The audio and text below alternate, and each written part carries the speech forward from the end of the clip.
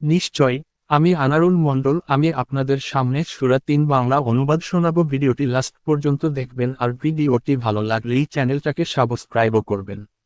এখানে সূরা ৩ এর ১ থেকে ৮ নম্বর আয়াতের বাংলা অনুবাদ সহ সংক্ষিপ্ত তাফসির ব্যাখ্যা দেওয়া হলো। এই তাফসিরে মূলত আয়াতগুলোর ব্যাখ্যা সহজ ভাষায় তুলে ধরা হয়েছে যেন আপনি বুঝতে পারেন আল্লাহ কি বার্তা দিতে চাচ্ছেন। সূরা ৩ আয়াত ও বাংলা তাফসির। ১ অনুবাদ শপথ ৩ ডুমুর ও জয়তুন ফলের। তাফসির এখানে আল্লাহ দুটি ফলের কসম করেছেন, ৩ ও জয়তুন। এরা শুধু ফল নয়, বরং এগুলো এমন স্থানকেও নির্দেশ করে যেখানে নবীদের আগমন ঘটেছিল। ৩ ডুমুর এটি সেই অঞ্চলকে বোঝাতে পারে যেখানে ঈসা জন্মগ্রহণ করেছিলেন, ফিলিস্তিন। জয়তুন এটি অলিভ গাছ ও তার অঞ্চল, বিশেষ করে বাইতুল মুকাদ্দাস বা শামের অঞ্চল নির্দেশ করে। এটি নূর ও বরকতের প্রতীক। ২ অনুবাদ এবং সিনাই পর্বতের।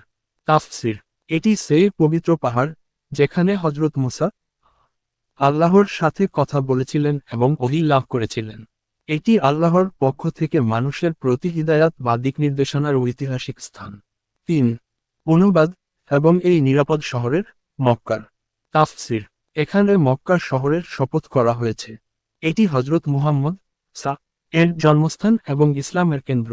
নিরাপদ বলা হয়েছে কারণ আল্লাহ মক্কাকে একটি পবিত্র ও শান্তিপূর্ণ শহর বানিয়েছেন। ৪ অনুবাদ নিশ্চয় আমি মানুষকে শ্রেষ্ঠ গঠনে সৃষ্টি করেছি। তাফসির মানুষকে আল্লাহ শরীর, মন ও বুদ্ধিতে সেরা গঠন দিয়ে সৃষ্টি করেছেন।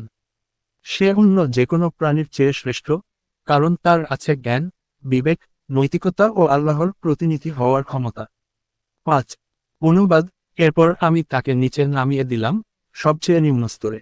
তাফসির যখন মানুষ আল্লাহর পথ ছেড়ে দেয়, ঈমান ও সৎকর্ম ত্যাগ করে, তখন সে পশুর চেয়েও অধঃপতিত হয়ে যায়। তার এই অবনতি শারীরিক নয়, বরং নৈতিক ও আত্মিক অধঃপতন। ৬ অনুবাদ তবে তারা নয়, যারা ঈমান এনেছে ও সৎকর্ম করেছে, তাদের জন্য রয়েছে অন্তহীন পুরস্কার। তাফসির এই আয়াতে ব্যতিক্রম করা হয়েছে। যারা আল্লাহর প্রতি ঈমান আনে ও ভালো কাজ করে, তাদের মর্যাদা কমে না, বরং তারা জান্নাতের অনন্ত পুরস্কার লাভ করে। ৭ অনুবাদ অতএব বিচার দিবসকে অস্বীকার করার কারণ কি রইল তোমার? তাফসির যখন এত স্পষ্ট প্রমাণ রয়েছে, মানুষকে সেরা করে সৃষ্টি করা হয়েছে, ভালোদের জন্য পুরস্কার, মন্দদের জন্য শাস্তি, তাহলে কেউ কিভাবে বিচার দিবস অস্বীকার করে? ৮ অনুবাদ আল্লাহ কি সর্বশ্রেষ্ঠ বিচারক নন? তাফসির এটি একটি শক্তিশালী প্রশ্ন যা আমাদের আত্মা নাড়া দেয়। নিশ্চয় আল্লাহ সর্বশ্রেষ্ঠ বিচারক, যিনি ন্যায় বিচার করবেন, এবং যার সিদ্ধান্তের উপরে কোনো সিদ্ধান্ত নেই। সারসংক্ষেপ সূরা ৩-এ আল্লাহ ৩টি পবিত্র স্থানের শপথ করে জানিয়ে দিয়েছেন, তিনি মানুষকে শ্রেষ্ঠভাবে সৃষ্টি করেছেন। কিন্তু কেউ যদি ঈমান ও সৎকর্ম থেকে দূরে সরে যায়, তাহলে সে নিচে পতিত হয়। যারা ঈমান ও ভালো কাজ করে, তারা পুরস্কৃত হবে, এবং বিচার দিবস অবশ্যই হবে, কারণ আল্লাহ হলেন সেরা বিচারক। নিচে ইবনে কাসির, আইবিএন কাঠির দ্বারা সূরা ৩ আয়াত ১-৮ এর কিছু গুরুত্বপূর্ণ তাফসির সারসংক্ষেপ দেওয়া হলো, যাতে মূল ব্যাখ্যার ধারাটা পরিষ্কার হবে। ইবনে কাসির তাফসির সূরা ৩ আয়াত ১-৮ এর কিছু ব্যাখ্যামূলক পয়েন্ট। ১ শপথ ৩ ও যাজতুন আয়াত ১ ৩ ফল ডুমুর ও যাজতুন জয়তুন শব্দদ্বয় নিয়ে মুফাসসিরদের মধ্যে বিভিন্ন মত রয়েছে। কেউ বলেন এটা শুধু সাধারণ ফল, কেউ বলেন এর দ্বারা ওই ফলগুলোর উৎপাদন এলাকা বোঝানো হয়েছে, যেমন সিরিয়া ও ফিলিস্তিন যেখানে ৩ ও যাজতুন প্রচুর পাওয়া যায়। ২ উতুর সিনিন সিনাই পর্বত আয়াত ২ এখানে তুরে সিনিন শব্দটি একইভাবে সিনাই পাহাড় নির্দেশ করে, যেখানে হযরত মুসা আল্লাহর সাথে কথা বলেছিলেন। ৩ ওয়াহাজাল বালাদিল আমিন এই নিরাপদ নগরী আয়াত ৩ এই নগরী বা এই শহর বলতে মক্কা শরীফকে বোঝানো হয়েছে, যেখানে নবী মুহাম্মদ পাঠানো হয়েছেন, এবং এটি পবিত্র ও নিরাপদ নগরী।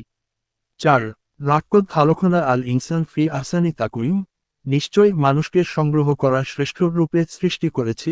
আয়াত ৪। মানুষের সৃষ্টি এমনভাবে করা হয়েছে যে সে নৈতিক, বুদ্ধিমত্তা ও আত্মিক দিক থেকে সেরা অবস্থায় থাকতে পারে। ৫ সুম্মা রাদাদনাহ আসফালা সাফিলিন, পরে তাকে নিচের দিকে ফিরিয়ে দিয়েছি। আয়াত ৫।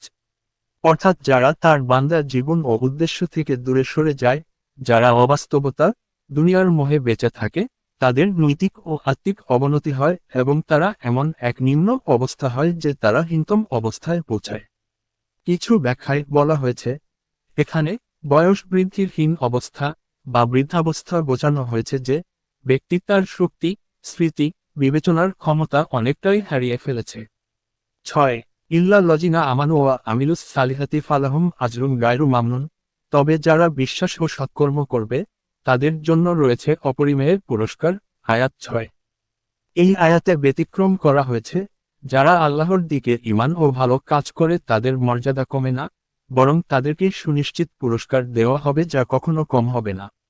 ৭ ফামা ইউকাজইবুকা বাদু বিল দিন, অতএব বিচার দিবসকে অস্বীকার করার জন্য তোমার আর কি যুক্তি রইল।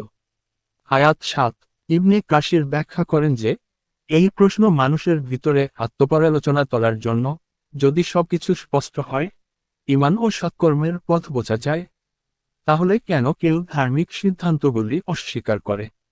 ৮ আলাইসলা তিনি বি আহকামিল হাকিমিন, আল্লাহ কি বিচারকদের মধ্যে সর্বশ্রেষ্ঠ বিচারক নন। আয়াত ৮। এই আয়াত দিয়ে আল্লাহর ন্যায়ের পরিপূর্ণতা ও সার্বভৌম বিচারবোধ প্রতিষ্ঠা করা হয়েছে। কেউ অবিচার করতে পারবে না, কারণ আল্লাহই অভূতপূর্বভাবে সেরা বিচারক।